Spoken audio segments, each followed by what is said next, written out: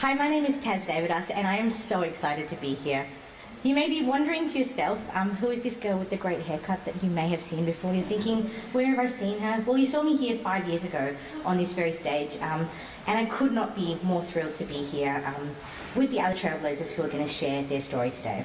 I can honestly say that Trailblazers changed my life, and it's the reason that I'm here and that I get to keep coming back. And now, because of Trailblazers, I get to run my dream business impacting regional Australia with my best friend, Em Rigby. Hi, I'm Em. I'm Taz's best friend. I'm the girl with the second best hair, but I have the world's best job. So I, along with Taz, get to run Futures Isle, a business based in northern Lutruwita, Tasmania, helping people figure out what their next steps might look like and helping them to tell their stories along the way. If you're wondering how business is going, it's going good enough that we've sprung for fancy new Parliament House outfits, but scrappy and ethical enough that we've been shopping the sale section. Yeah. So, in all seriousness though, we are so excited to be here.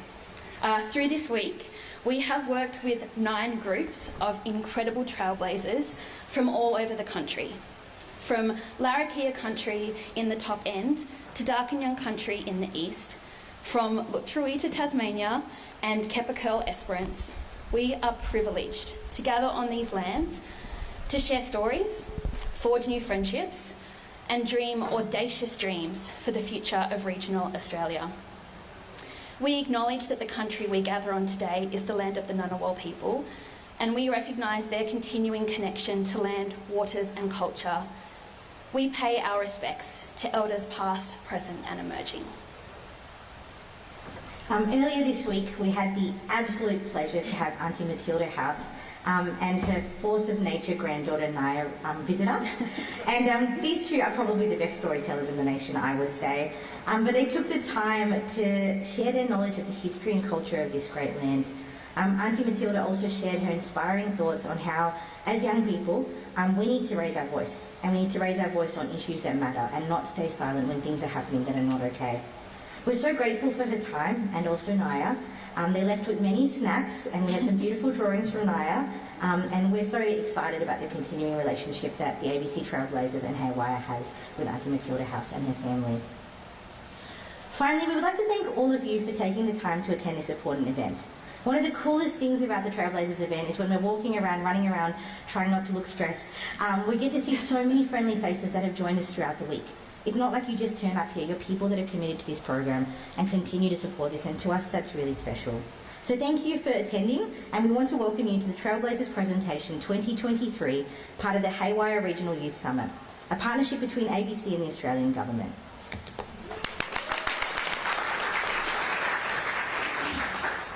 Today we have the privilege to hear from some young social innovators making change across regional Australia. The 2023 Trailblazers tackle issues including health, connection to culture, regenerative agriculture, which I've learnt a lot about, marginalised youth, disability, environment, rural education, and very importantly, how to become TikTok viral. So, we have plenty to cover in the next hour, but first I am really pleased to introduce an ABC icon. Taz and I have just become fangirls because we've found out about a Launceston connection. This lady needs no introduction, but it gives me great pleasure to introduce the host of ABC's Landline, Pip Courtney. Woo!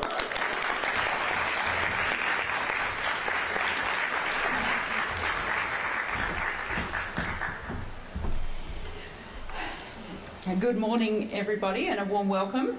And a big thank you to Taz and Em, not just great MCs, but fabulous facilitators all week. Thank you so much for what you've done this week. Do you have a spare green jacket? Yes, yeah. Okay, they're my Tasmanian sisters. I'm from Tasmania, and so I have met 2 people today who know how to say Launceston. It is not Launceston, and my colleagues at Landline, if they say lawn, they get fined a bottle of fine Tasmanian sparkling wine. Bridget Archer, are you here? You know how to say it. I'll catch up with you later. Okay, so this is the Lonnie Girl outfit. So thanks, girls.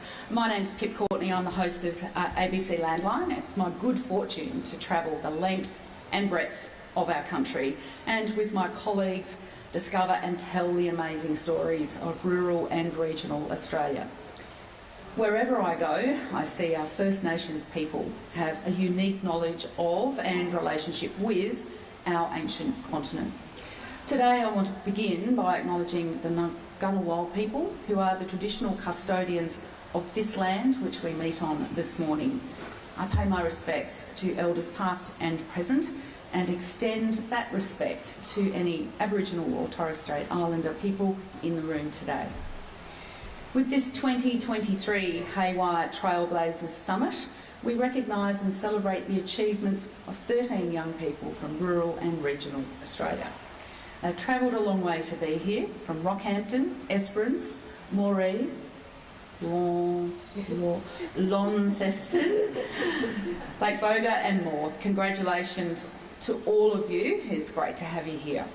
I'd also like to acknowledge our special guests today, ministers, senators, government departments, and of course our 13 Trailblazers.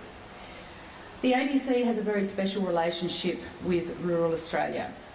Reporters and producers, camera crews, like me, are embedded in communities large and small around the continent, online, on the airwaves, and on the ground too, in dozens and dozens of locations. We're all really, really proud to play a vital role in Australia's democracy. We're not only there to provide a vital source of local and national news, but also to support communities and to help out in times of trouble, and of course to support their efforts to build a better future. Trailblazers is one of a number of programs under the Heywire banner run by the ABC in partnership with the Australian Government. This is a fantastic opportunity to give voice and practical support to the talents, aspirations and achievements of young rural and regional Australians. Believe me, the young change makers you are about to meet are already making a difference. Like Miss Hobbs from Kaniva, a teacher who has made... Oh, sorry. Bottle of Tasmanian bubbles on the way. I did that on purpose, you know, just for the joke. She's made TikTok her classroom so that high quality education is more accessible. And in the top end, Menah McKenzie is making sure First Nations women and children have access to wellness that suits their needs. These and other incredible young Australians you'll meet are committed to making their regional communities even better. The 2023 cohort of Trailblazers has been working feverishly to be here today, ready to pitch their projects to you. And this week they've started to tell their stories on the ABC.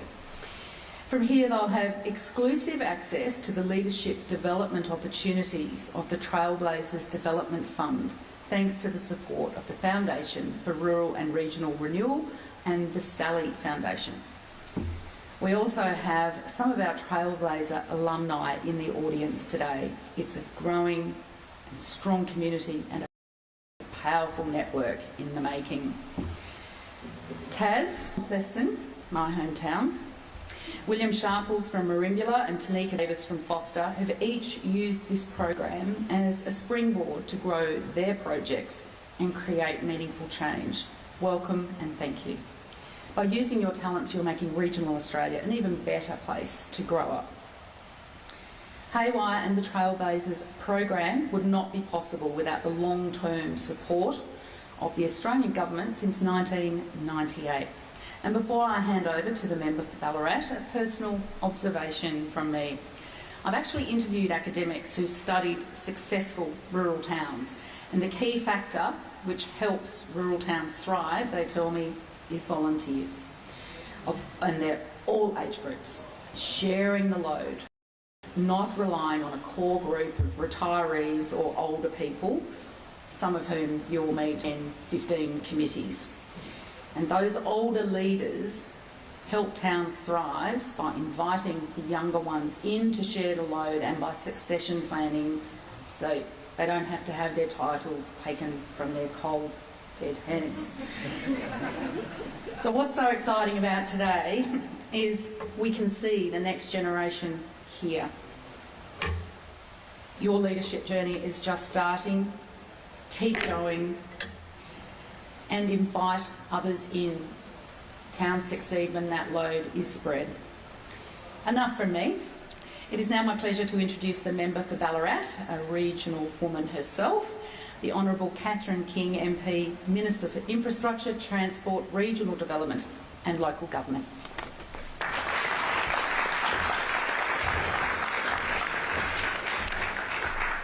Thanks very much for that introduction, Pip. It's lovely. I feel a bit of a fangirl too because I see Pip on my telly on landline all the time, and I think it's the first time I've had a chance to meet you, but it's really lovely. And I know how to say Launceston, but as a Victorian I also know where Kaniva is. So. Can I also say to Taz and Em, you are so welcoming back in this building in the case of some of you, but it's really lovely to have you here. I think Launceston is aptly represented by both of you, Pip and Bridget Archer, who's here as well. First of all, I'd like to start by acknowledging that we are on Ngunnawal country, and I pay my respects to elders past, present and emerging. I also pay my respects to the First Nations people of my hometown, the Wathaurong and the Djadjurrung people in Ballarat and surrounds. I'd also like to acknowledge formally my parliamentary colleagues, Angie Bell, who's here representing the Leader of the Opposition, one of my ministerial colleagues, Christy McBain, also a regional MP as well, and the many other MPs who've joined us today. We really love this event. It's dear to our heart. Heywire is dear to our heart. But certainly the Trailblazer program, many of us have had young people from our own constituencies come through this program, and we know the value of it. We're really here today, and I welcome your family members who are here today as well, to celebrate the achievements of these wonderful 15 young people who are amazing leaders in their own communities but are now getting to show that fantastic leadership here in the heart of our parliamentary democracy here in Canberra. We're really proud to partner with the ABC, an incredibly important institution as part of our democratic tradition, and we love it, that to support the Heywire Trailblazers program. So many of my colleagues and I have been long-term supporters of this program, and really now it's in its 7th year, this particular part of the Heywire program. We really appreciate and know its value. Over the past 24 years, we've had young changemakers throughout regional and rural Australia provided with the opportunity to challenge us, to challenge the status quo, explore ideas as part of the Heywire program. They've shared more than 12,000 stories about their lives and their communities, and every one of them is unique. From Rockhampton to Moree, from Esperance to Launceston, from Kaniva to Darwin, the 2023 Heywire Trailblazers are creating positive changes in their communities right the way across the country. After a challenging few years, it's so lovely to have you back here.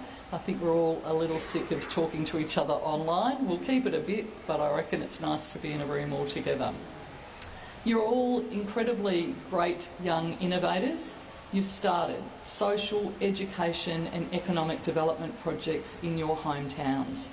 The 10 projects that we've learnt about, that we'll learn about today and you get the opportunity to present on, you've tackled really complex issues from health, connection to culture, regenerative agriculture, marginalised young people, disability, environment, rural education, and in talking to one of you just briefly this morning, it's a message you not only want to take to the national stage, you want to take it to the world stage. Every single trailblazer I know is passionate about your community, you're working to make it a better place, and as we've heard, alumni from this program have gone on to achieve some amazing outcomes, including forming non-government organisations, presenting at international conferences and winning national awards. I am absolutely sure that today's Regional Youth Summit will provide opportunities to take many of your projects to the next level. I want to welcome you here on this, in this place, the heart of Australian democracy. It's an honour to have you all here. I hope you have enjoyed the experience, and I'm sure to all of your parents and family supporting here today, you already know this, but we're going to see some great things from these young people in the years to come. Thank you for having me.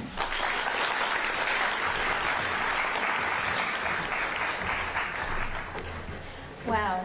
Thank you so much, Pip and Minister King. I really like this fangirl cycle that we've started. I think it's a good vibe for today. Pip, I did fail to mention that many of the Trailblazers audibly gasped when they found out that you would be speaking today. And Minister King, we've been so grateful for the long-time support of your beautiful Department of Infrastructure, and really excitingly, we got to go along to a real-life government building earlier this week. We got to wear fancy lanyards. We got to run the gauntlet of the security barriers, which that was a challenge. But most importantly, we had the privilege of meeting some really dedicated and committed public servants. And we got to talk about issues that we cared about, and we also got to hear about the ways that they're shaping policy and informing decisions that are being made for our future as well. So thank you so much for that opportunity. In addition to all of those awesome adventures this week, our Trailblazers have been working with the ABC producers to tell their stories across the nation. Hopefully you've heard some of these amazing places they've been shared. From radio to Newsline, live blogs, and a breakfast cross even just this morning. Our Trailblazers are superstars. Now, it's time for you to hear their stories. That's what you're waiting for. So we set our wonderful 9 groups that are speaking today a challenge. They each have 3.5 minutes to tell you a story about their projects and themselves. And that's no easy feat. 3.5 minutes, not very long. But because we're all about equality, we thought it would be only fair if we gave you a challenge as well. So, you will find on your seats some post-it notes and pens, and this is for you to help our Trailblazers. Maybe there's something encouraging you can say. Maybe there's a contact or something they should look at. Even yesterday and the day before when we were out and about, we had government reps telling them about cool things they could look at. We had ABC people telling them about things they could check out to help them take their journey even further.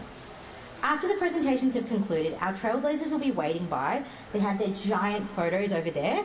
So they'll be standing next to them and you can go and see them like celebrities that they are. And it'll be your chance to stick your post-it notes to their poster and have a chat with them as well. We also want to say that the conversations we're having today are really important. They're brave voices, and some of them are tackling really tough and heartbreaking topics, such as suicide and mental illness.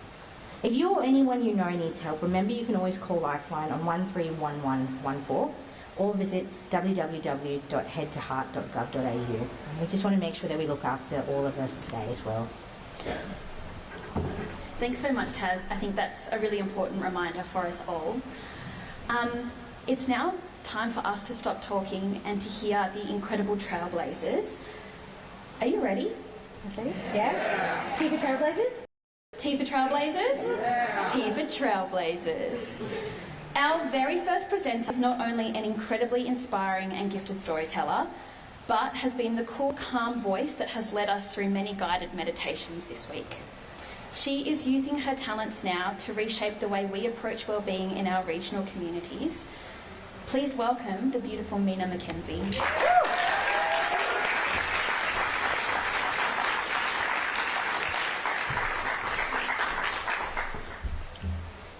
I would firstly like to acknowledge and pay my respects to the Ngunnawal people and their elders past and present. I would also like to acknowledge any First Nations people in the room today. My name is Menah McKenzie. I am a proud Unbotta Diarma woman all the way from Maningrida, West Arnhem Land. My story begins with grief and loss and how I turned my pain into passion, into a project to help others. 4 years ago, on February the 27th, I woke up to a phone call. My mum crying on the phone, barely able to get her words out. Menah, your brother's died. He's taken his life.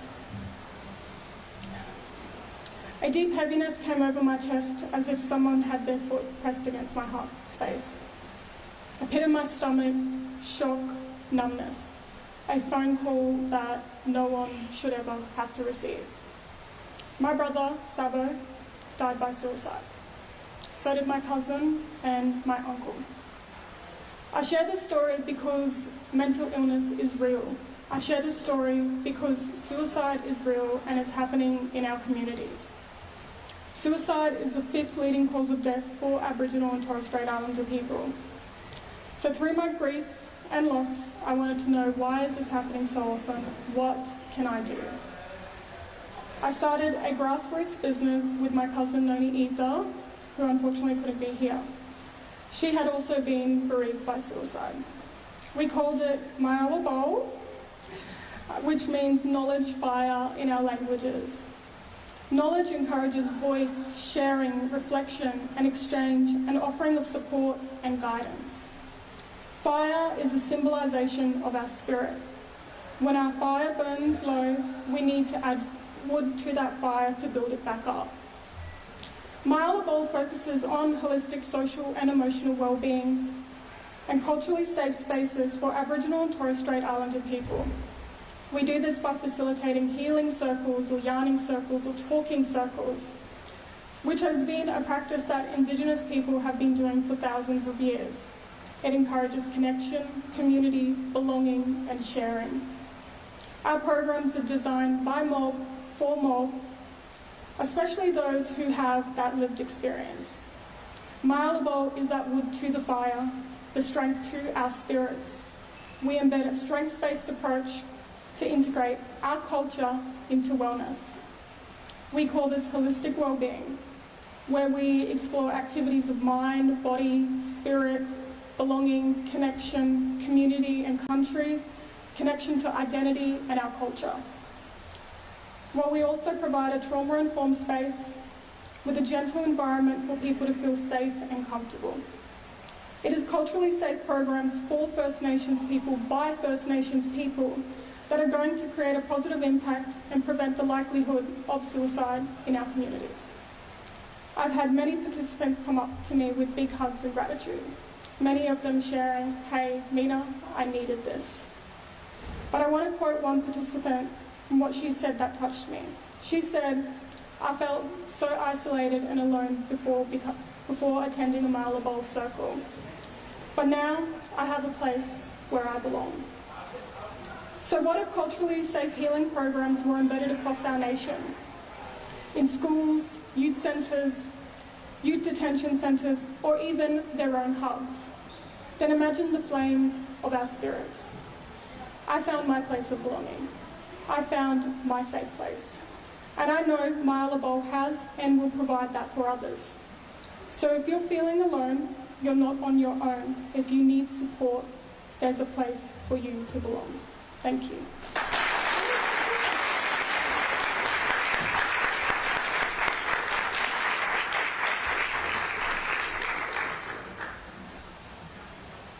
Looking at our audience, I know that I'm not the only one feeling really moved and challenged by that, and I just want to thank Menah so much for her beautiful, brave voice. So can we have another round of applause, please?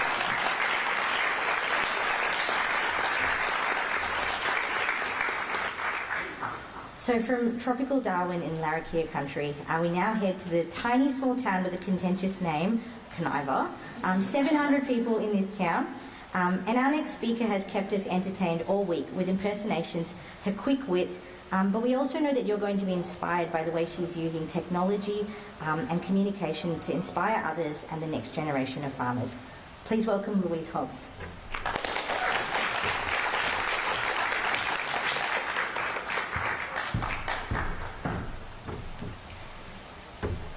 When I was younger, I had this cool yellow BMX, and I used to love riding it around our farm. One day, I was riding my yellow BMX, and I came upon a huge ditch. I decided to ride my BMX through it, and it was awesome. Every night after school, I'd say, "See you, Dad, I'm off to the ditches."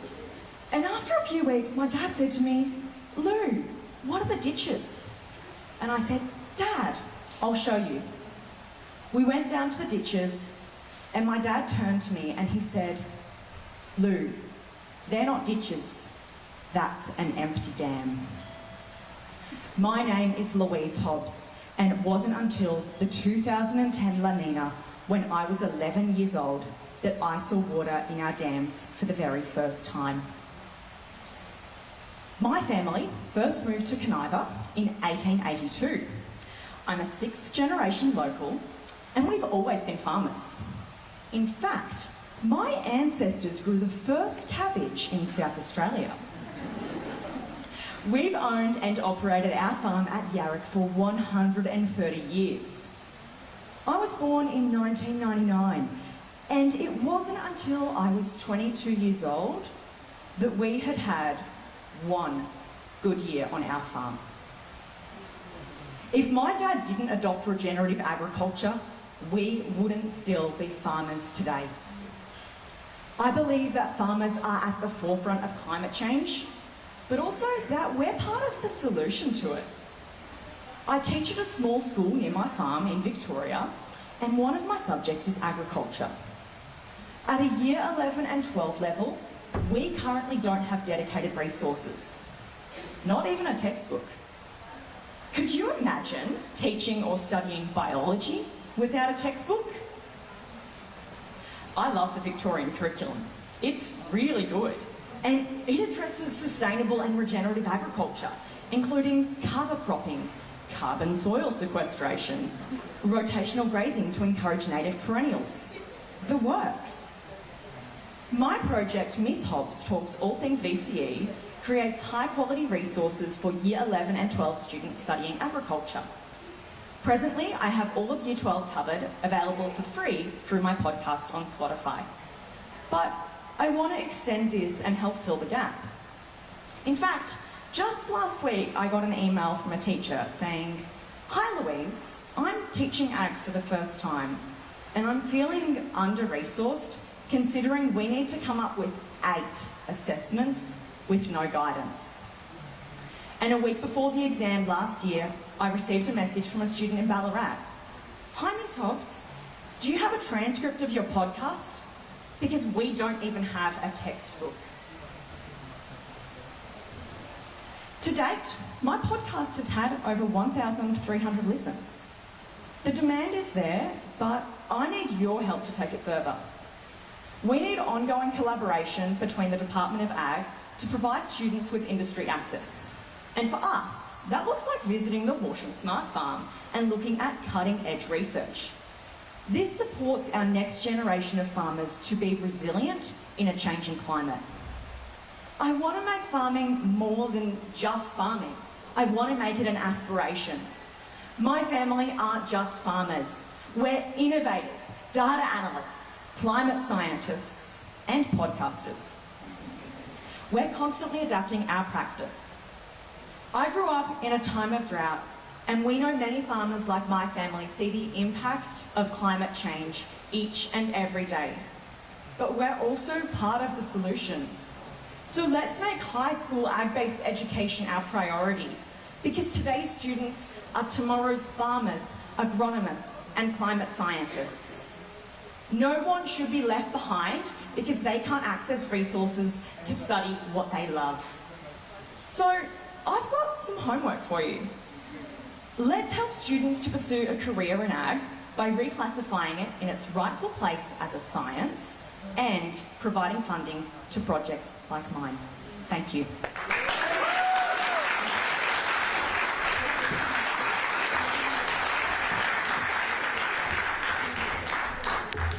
Incredible. Thank you so much, Ms Hobbs. We'll make sure that we get our homework in on time. And by homework, I mean your post-it notes. Please make sure that you're writing feedback, comments, compliments, connections, email addresses to pass on to our Trailblazers. All of this feedback will be so incredibly important for our next group. They have a really big dream. They want to take a piece of performance art from one tiny island to another on the other side of the world. It is with great pleasure that I introduce George, Nicole and Julian from Project Vulcan. You're going to be blown away.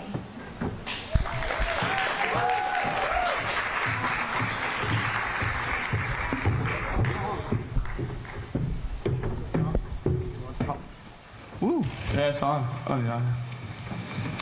This way. Hi, my name is Julian. I'm 25 years old. I'm with my mum and dad, and my 6 sheep, my dog, and lovely chicks. Hi, my name's Nicole. I'm 22 years old. I live with my mum, my dad, and my brother. I live in Perth, Tasmania. Hello, my name is George. I live with my amazing brother Levi, my mum, my dad, and my cat in Cressy, Tasmania, which was a wheat farm up until 1848. And we are Project Vulcan!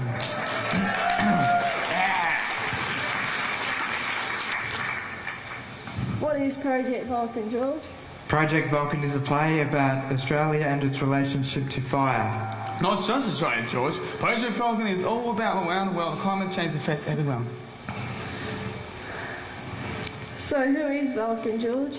Vulcan was a god that was born imperfect and ugly and was tossed and thrown off Mount Olympus and landed at the bottom of the sea and impacted on the bottom of the sea and broke his legs.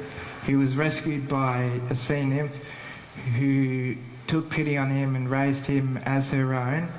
Vulcan discovered the love of fire, golden chairs, forges in his blacksmith workshop, and despite his legs never truly healing, he ascended to be the god of fire!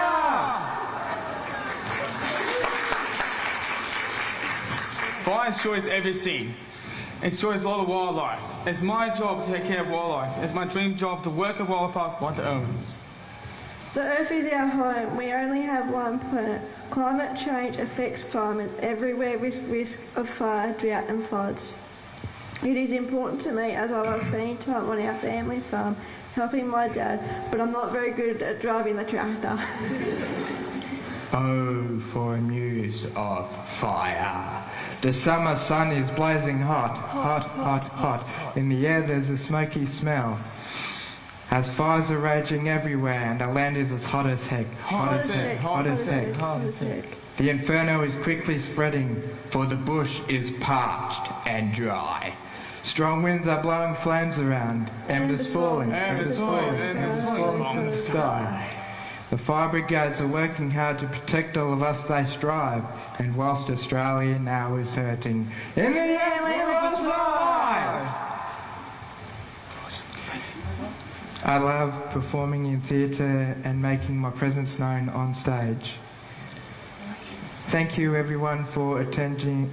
Thank you everyone for attending. What you have just listened to is a preview of our show, Project Vulcan. So in Tasmania, and we need help to get Project Vulcan over to the Edinburgh Fringe Festival in Edinburgh, Scotland in 2024. And come and chat to us. Thank you.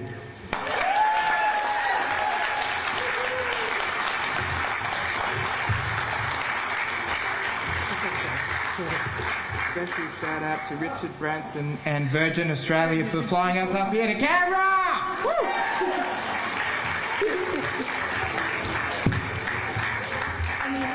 I did tell you that you're all going to be blown away, right? I did tell you. I warned you. And I think you can probably see from our Trailblazers' reaction that one of our favourite moments this week during rehearsal was when Project Vulcan got to do God of Fire. As our guests, it would only be fair to let you in and give you a little bit of joy as well. So do you think on the count of 3 we could do a God of Fire together? Yeah? Okay, are we ready, Trailblazers? Ready? Are you ready, Project Vulcan? Yes. They're always ready. They're always ready. 1, 2, 3. God of Fire! Amazing.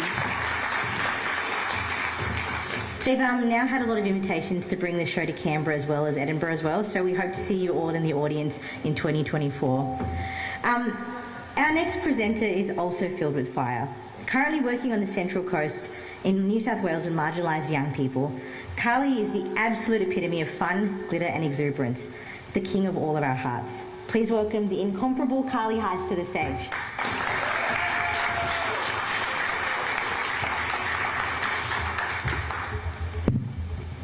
When I came out at 23, my family threw rainbow streamers across the room, popped a bottle of bubbly, and we danced around to I'm Coming Out by Diana Ross. Every queer person deserves to be celebrated like that. For me, it wasn't my family that I had to convince to let me be myself. It was me. My name is Carlee Heise.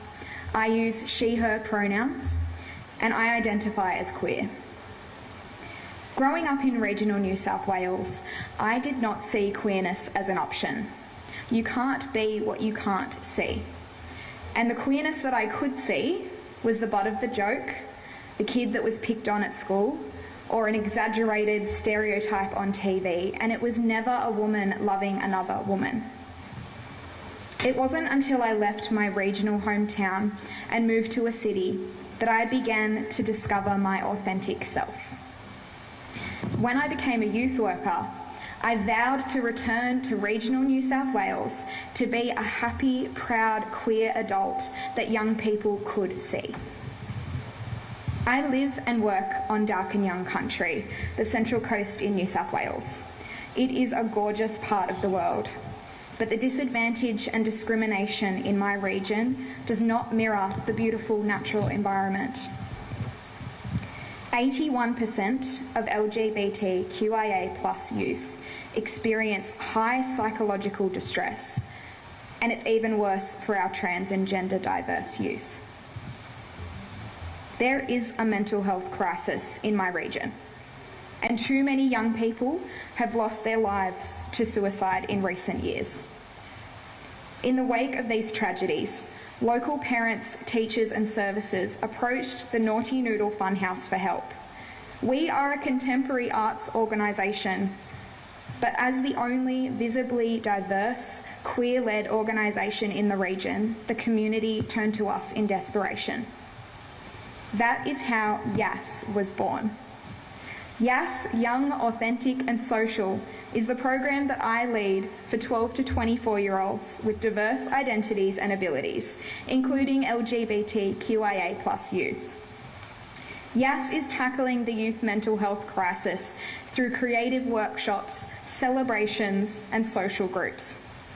For most of these young people, YAAS is the only place that they have to go to connect with peers and have their identities affirmed and celebrated. And what a privilege it is to be the one throwing rainbow streamers across the room for them. I want to live in a world where diverse young people do not have to leave their regional hometowns to live an authentic, fulfilling life without fear. YAAS is working at the front line of social change for a happier, healthier and more welcoming Central Coast. I stand in front of you today as the first trailblazer to represent a project that supports queer communities. LGBTQIA+ voices must be included in every space and every conversation. We are not always visible, but we are here. We have always been here. When you leave today, do not forget about us. Thank you.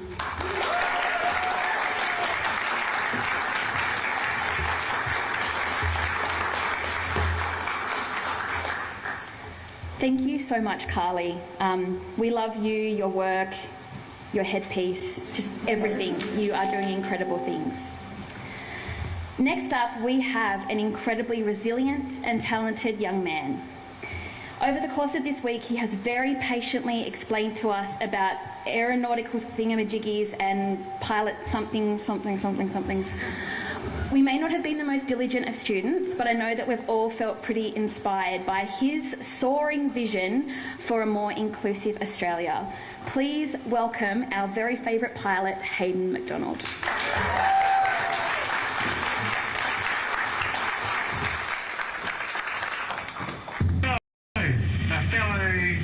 Audience, don't be wondering why I'm such a in aviation. Well, let me show you in the next 15 seconds why. It's beautiful, it's challenging. That's for sure. 3375 now, 10 mile runway 11. Excellent traffic, Delivery 7315, short final Esperance. And you get to see the whole world from above in a unique perspective. So you might be wondering, who am I, where I'm from, and why do I fly? Well then, my name's Hayden McDonald, I'm from Copacal, or Esperance, and I'm an autistic pilot, and I fly to make a change for autistic pilots.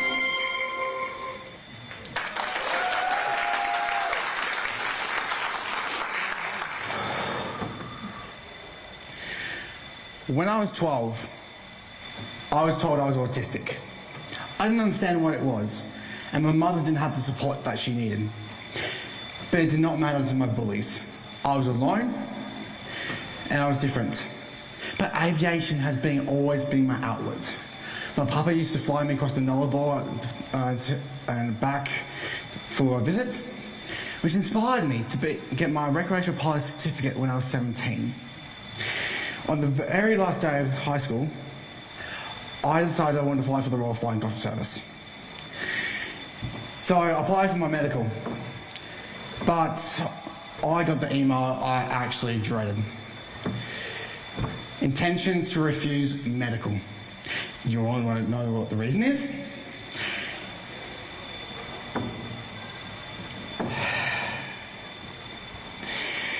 This is because I quote, this is because your autism spectrum disorder, it represents unacceptable risk to aeronautical navigation. Can you imagine how that felt to be labelled like that?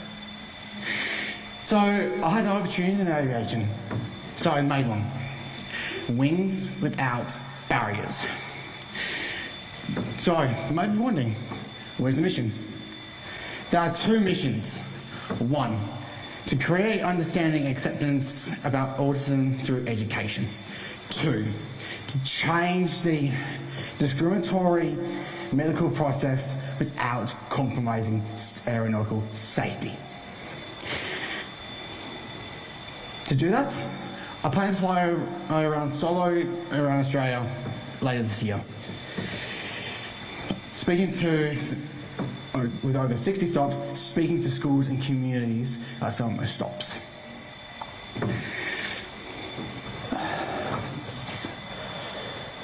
Stops. So next time you hire someone and there's there's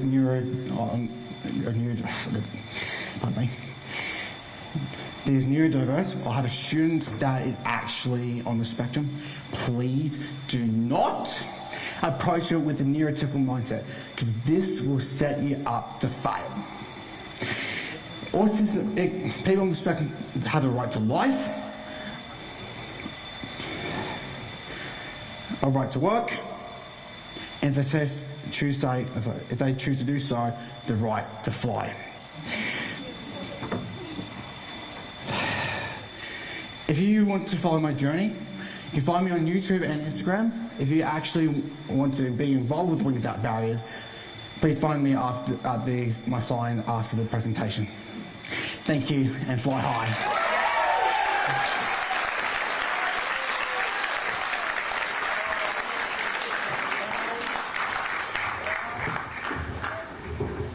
Isn't Hayden excellent? Just the most amazing young man, and he has his family here in the audience as well, so I hope you're very proud of the amazing work that he's doing. His presentations always leave me with goosebumps, and also the Top Gun theme song playing through my head. It's been in my head all week, but I promise not to start singing. Whilst iconic, there really isn't time, because we have an icon who is about to walk up on the stage. I have the absolute pleasure of introducing one of our wonderful Trailblazer alumni, the beautiful Tanika Davis, director and owner of the I Am movement.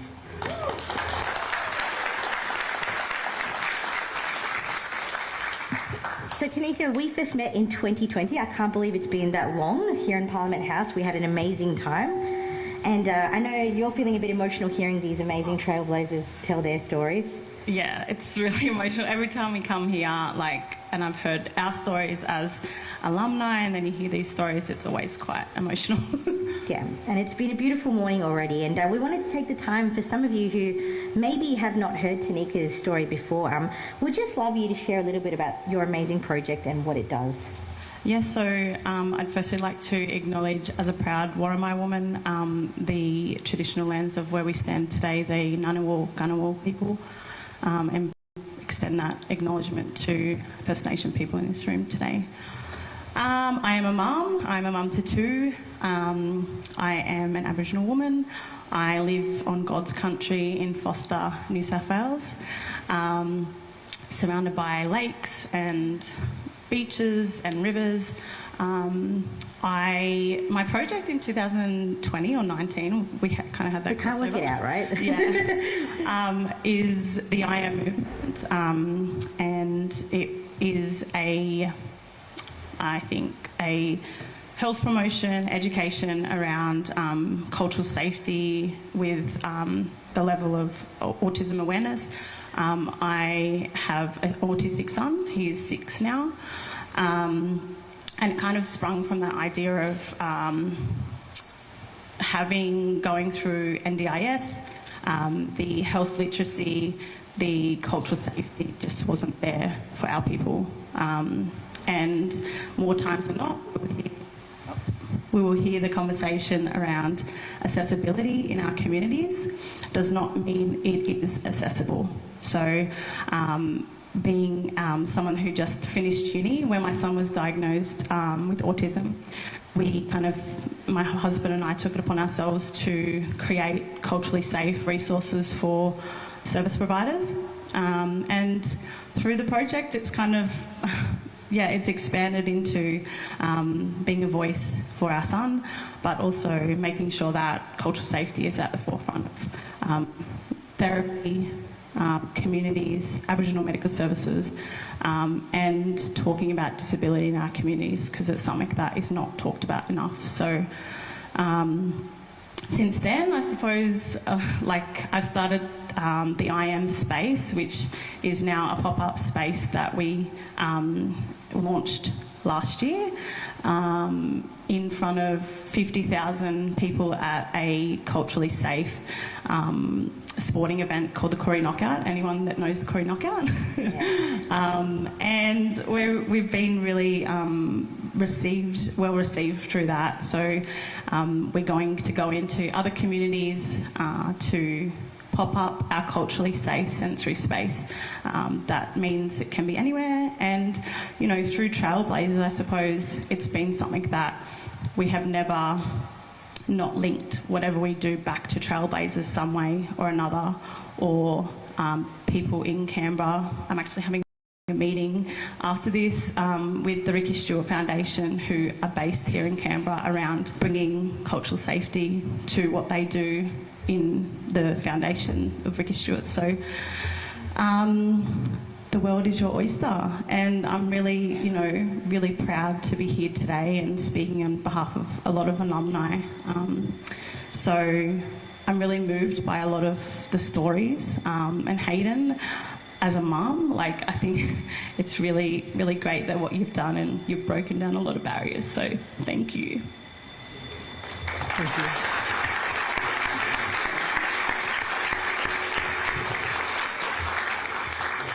I think it's so special, I think seeing the love that Tanika has for the cutest kids in the world, her kids, but also how much the impact her project has had.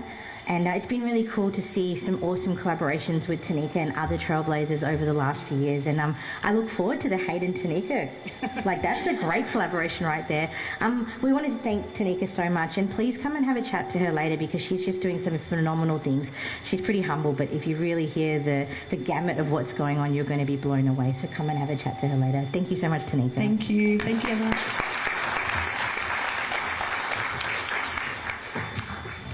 I've just awkwardly been standing side stage with tears in my eyes. Thank you so much, Tanika. That was beautiful. I don't even really know how to segue from that, so I'm just going to be really blunt about it. Are there any swimmers in the room? Yeah? Oh, okay. There were more of you than I was expecting.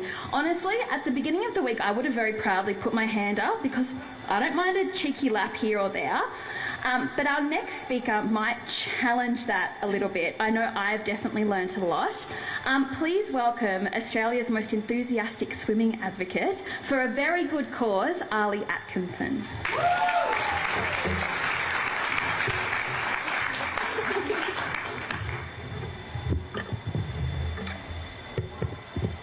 I live on a lake called Lake Boga.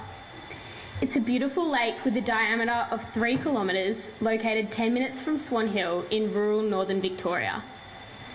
Lake Boga is also where my parents, my 2 younger sisters and I spend a lot of our time. Whether it's water skiing, swimming or just splashing around, the lake is our home. It's our lake. The lake was not the only thing that contributed to my very prominent bather tan line. it was also my younger years in competitive swimming at my local club. For most, or a few here, swimming's not a very enjoyable sport, but for me it was a sport I loved and a sport I shared with my dad, Kendall.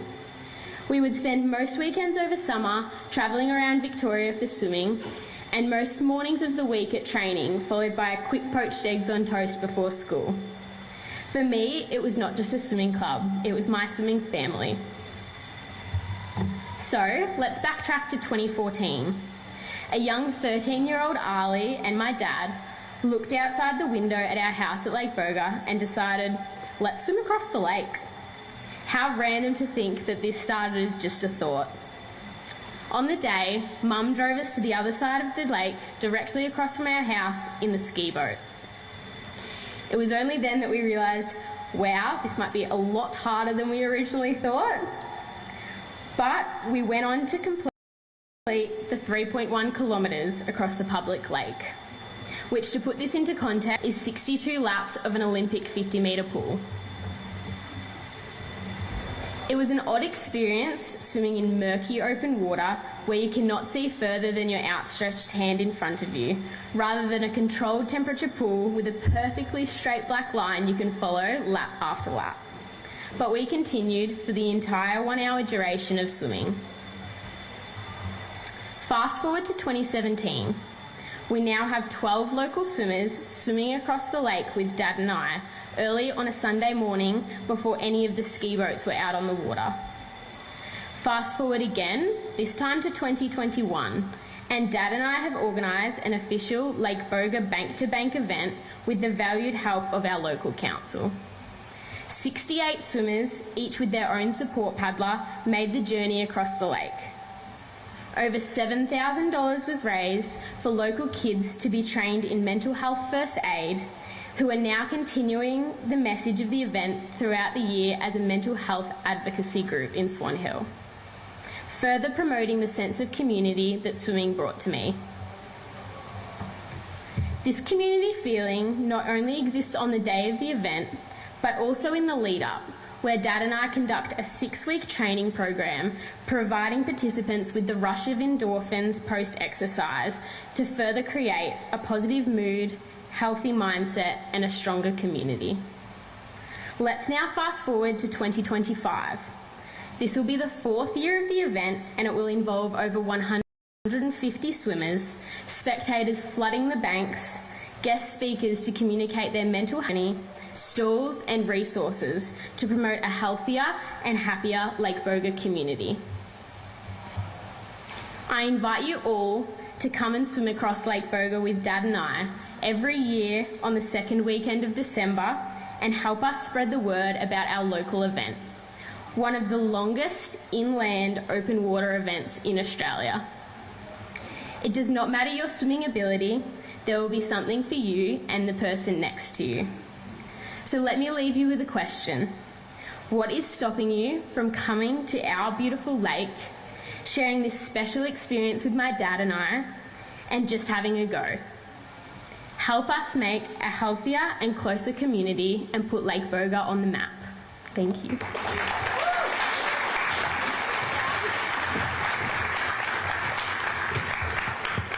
Thanks, Arlie. I'm starting to think that Em and I might need to hit the pool a bit if we're going to come in 2025. But 62 laps, we can do that, right? So we'll see you all there, yeah? Sign up later, yeah? Our next presenter is a beautiful paradox. From the country to the city and then back again. Alice has an absolutely incredible range of life experiences and skill sets. And she's now using these skills to curate inspiring stories and strengthen pathways for people living in regional Australia. You're going to be blown away. Please welcome Alice Armitage.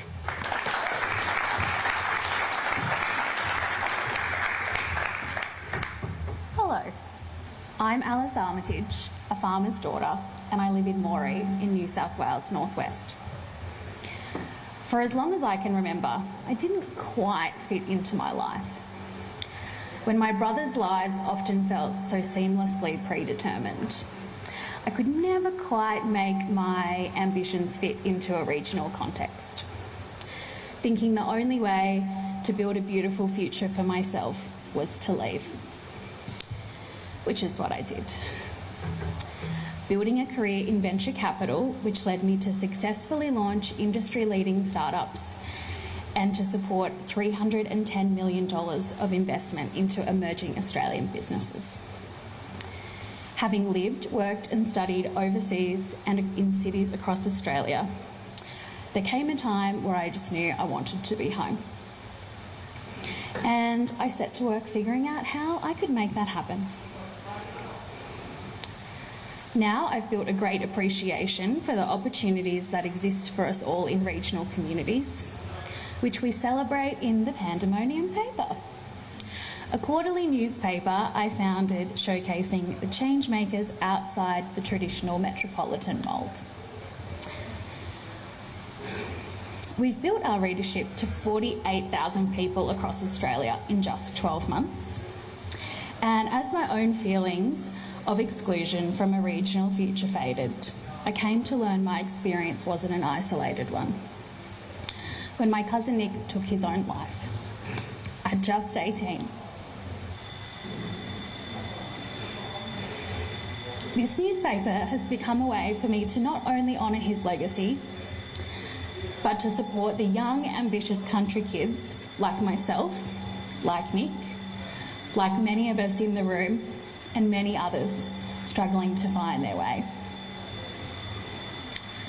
The future I couldn't see for myself exists, and the abundance of those pushing the boundaries of what's possible outside the city limits continues to bring overwhelming inspiration to me and many others, I hope anyway.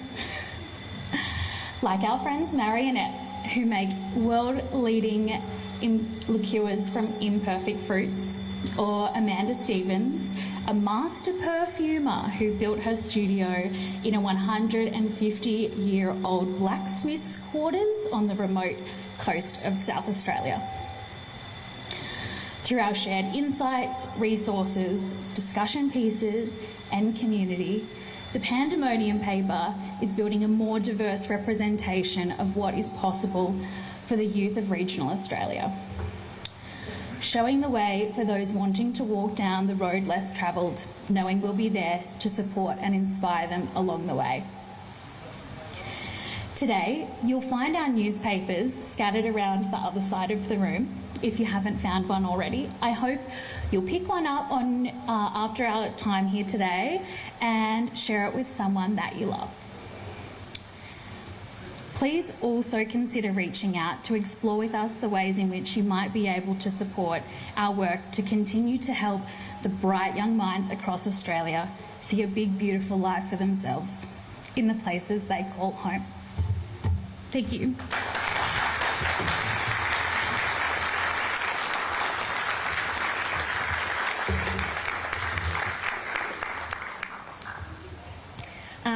Thank you so much, Alice, for sharing such a personal and profound story. Do make sure you check out the Pandaemonium Paper. It is possibly one of the most beautiful things I have ever seen. Our next group are two wonderful guys with huge amounts of heart, and they're also, I don't know if they know this, but they're my new Launceston friends as well. Launceston, woo! Over the course of this week, they have brought banter, humour and energy. And through this, they've helped us shape our little Trailblazer group into a really charming community. They're here now to share their story of creating their own beautiful community that spans the digital and physical realms. Please welcome the wonderful Dean and Jai.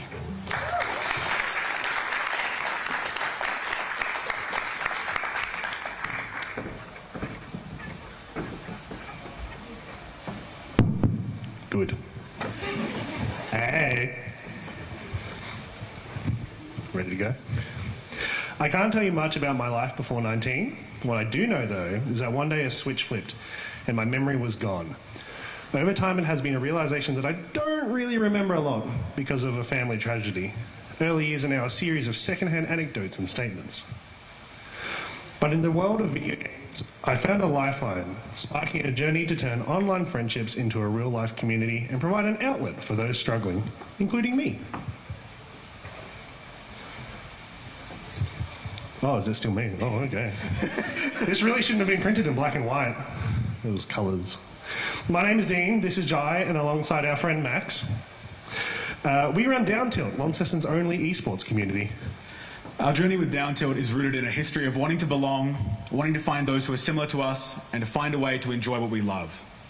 Because nothing beats the feeling of winning against your friend, shoulder to shoulder, and then throwing them a smirk or a high five. Situations that just aren't possible in a digital online space. I grew up alongside this community, joining my first event when I was 14. During my time with Down Tilt, I have grown not only as a player, but as a person. Is that me? Baby Jai. I've been taught important lessons, learned useful skills, and forged lifelong bonds. I met my closest friends at these events. Dean taught me to drive, and now I'm teaching the young up-and-comers to drive as well. I've come from playing games by myself as a young kid to now a community that has taken me here to Parliament House. I am proof that the power of a strong community can yield amazing results. Our goal in teaming up with Trailblazers, and hopefully some of you lovely people in the room, is to create a large-scale event which promotes our core values of acceptance, growth, and belonging. I have been a reference, a teacher, a mentor, driving instructor, and more to such an amazing group of individuals who also teach me the value of Down Tilt and what it brings to them. Week in, week out, since 2015, Down Tilt has been producing local tournaments for fighting video games, growing our community game by game, year by year. Unfortunately, Max couldn't be here today as he's back home running one of our regular events today. Fighting games were our choice of competitive game as they are one of the lowest barriers of entry. Only a controller is needed to participate. One of the most important things for us at our events is that they are approachable for all ages and skill levels. We want any of you in this room to be able to stroll into one of our events, grab a controller, and have a good time. Fighting games are some of the most personal and intimate competitive games out there. They are able to test both your physical execution and your mental strength. And there is tons you can learn about another person by the way they play. When you play with someone new, their personality shines through their gameplay, and they often express tendencies and traits that you would never get from them through their words. Our events play host to a melting pot of backgrounds, including LGBTQIA+ people and those who have a disability that prevents them from participating in other events in our local community. We believe that we are filling an important social gap as esports continues to cement its presence outside the virtual world and as a unique way to engage with gaming and with each other. This year we have begun a year of growth, beginning with collaborations in the Hobart scene for the first time in several years, but expansions beyond this have proven challenging to us. We have made it this far thanks to the amazing community that has backed us, an awesome initiative that has helped us get here, and passionate people that know that being connected doesn't have to be through words, but through the actions we take when we play together. In the coming years, we want to continue to expand our events, grow our community, and host our first major. Tasmania is the only state without a major tournament, which are landmark events for the national community. I don't think our younger selves could have envisioned the scale at which Down Tilt was going to grow, nor the people we would be able to reach with it. Down Tilt has given us a place to belong, and now we want to make that place wider and more available for people in Launceston, Tasmania, and the rest of the country. Thank you for your time. If you wish to help us level up, come see us over there.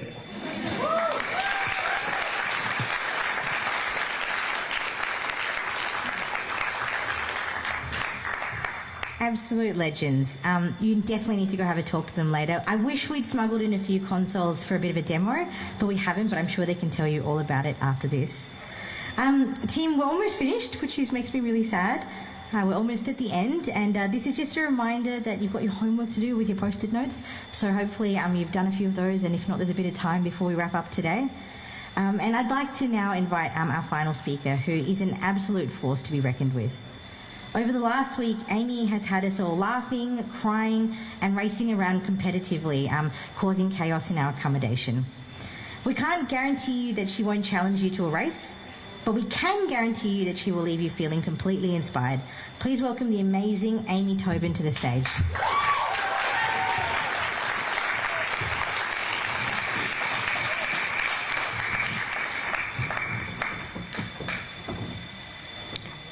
My name is Amy Tobin, and I have cerebral palsy.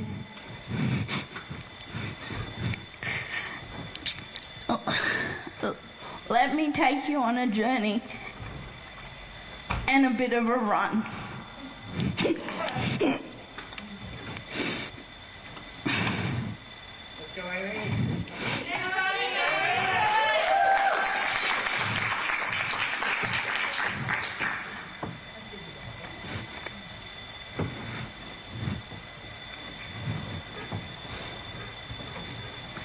It looks more comfortable than it is.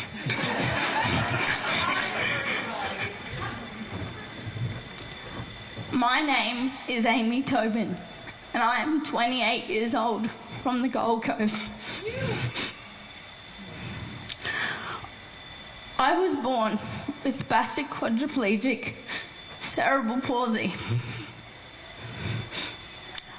Unable to walk as a child, so the possibility of running seemed slim, if not impossible. I run a non-for-profit organisation for people with disabilities called Now I Can Run. Now I Can Run helps people across Australia and regional remote communities in Australia as far as Broken Hill, New South Wales. We help people with high physical support needs learn how to run. In 2019, I transitioned from wheelchair racing to an innovative sport known as frame running, also known as race running, because that's way cooler, right?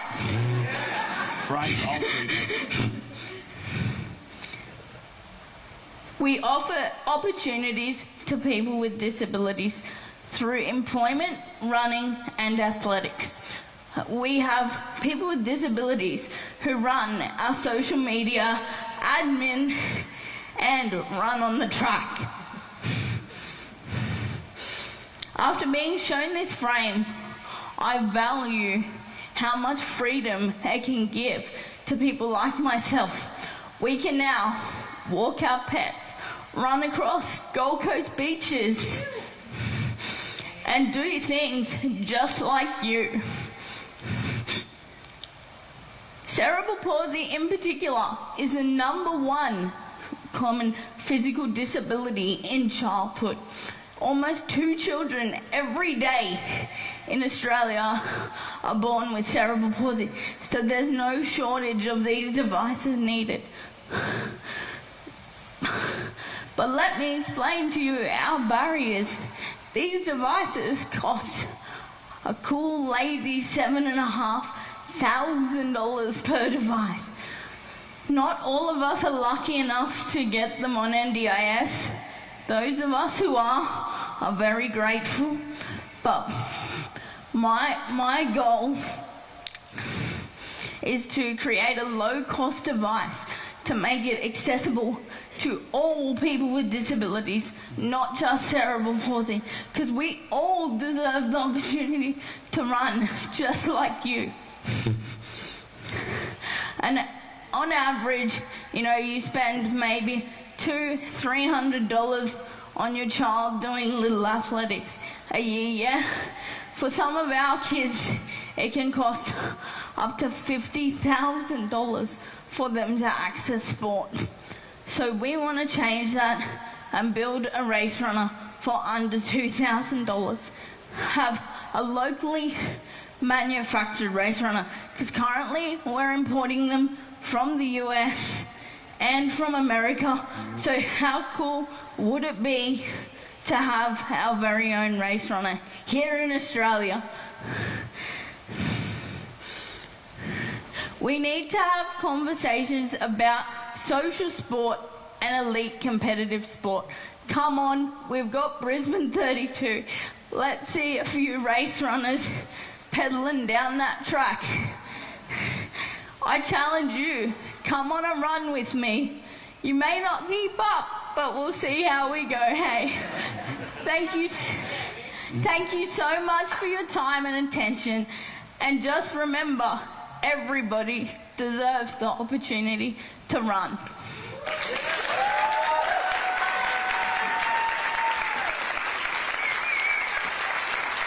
Do you want me to turn around and go down?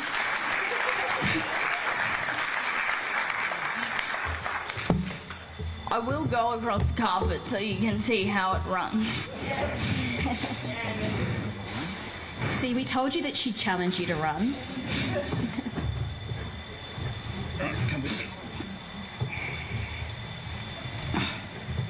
Inside the brakes off. It's the only thing that stops them. I'll just run across the front. Yeah.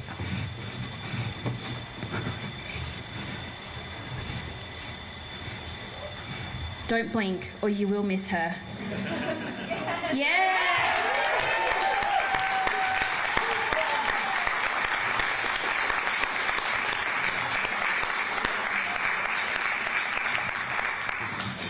Thank you so much, Amy, for sharing, for just sharing yourself with us this week. I know that we've all learnt so much. So thank you so much.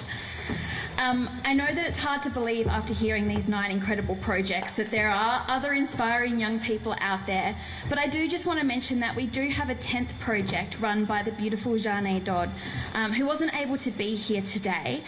Based out of Rockhampton, Janae is running the Elsie James Grazing Co., which is an incredible organisation teaching young Indigenous people the importance of connection to country and sustainability by caring for the land through oh my gosh. After listening to Miss Hobbs all week, you'd think I'd be able to say regenerative agricultural practices. You can find more information about her in your booklets and also on the website under T for Trailblazers. T for Trailblazers. Thank you all so much, and thank you to the beautiful Trailblazers that have shared your stories this morning. I think it's also worth shouting out. You saw Drew up here on stage with Amy, but there's been an incredible support crew that have been able to make this all happen.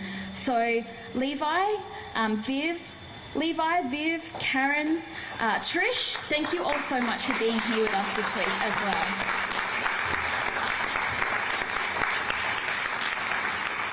And as we've mentioned, Trailblazers would not be possible without the support from many different parts of the Australian government. We love you guys. We are so aware that within our audience there are some hidden trailblazers and people who keep coming back year after year to support these incredible young people. So we'd like to quickly say hi and also say thanks. I know that we've got friends here from the Department of Infrastructure, Transport, Regional Development, Communications and the Arts, as well as friends from the Department of Health and Aged Care, the Department of Agricultural, Fisheries and Forestry, the Department of Employment and Workplace Relations, and especially the National Careers Institute, and also friends, I see you, and also friends from AgriFutures Australia. We also have vital impact partners that support our work, our wonderful friends from the Foundation for Rural and Regional Renewal, and of course our friends at the Sally Foundation. And we finally just want to acknowledge that this week hasn't all been running races, colourful blazers, networking over morning tea. None of this would be possible without the extremely hard-working team that we get to work with day in and day out. From the ABC. So Imogen, Emma, Katie, Stevie and John, you are absolute superstars. We love working with you and thank you so much for everything you do behind the scenes.